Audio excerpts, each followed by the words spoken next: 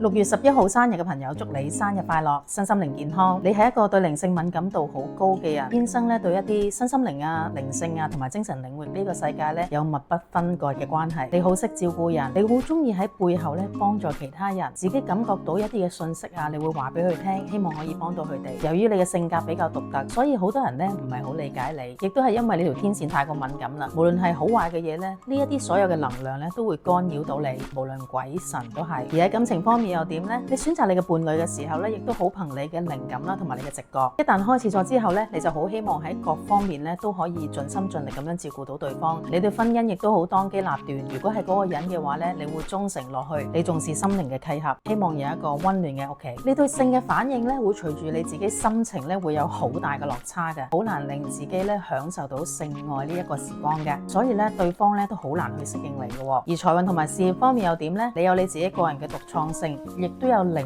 感嘅呢一種能力，所以一啲創造性嘅行業咧會比較啱你多啲嘅。小說家啊、漫畫家啊、設計師啊，或者係一啲藝術性嘅工作咧，會比較啱你多啲。甚至好似我哋咁一啲心靈相關嘅工作，或者係靈性治療師啊，都好適合你。而財運方面，因為你習慣隨心所欲咁樣享受生活，一開始咧對金錢咧係毫不關心嘅。但係咧唔好過分冷卻金錢呢樣嘢，以免咧金錢咧會成為你自己嘅課題啊。而你嘅生命課題係啲咩呢？好多時你追求一樣嘢嘅時候，往往係因為現實性嘅因素，例如金錢啊，例如身邊嘅人嘅關係啊，而半途而廢。因為現實太多嘢要處理啦，所以好多時咧都會忘記咗本身真正嘅目標。而對精神同埋靈性高度關心嘅你，金錢可能係你另一個課題。其實錢亦都係一種能量，如果你唔 care 佢嘅話咧，佢就唔會嚟到你嘅身邊噶啦。激活翻同錢呢一個能量關係，咁你喺現世同埋你精神層面上邊咧，你都會獲得豐盛同埋富足好多噶。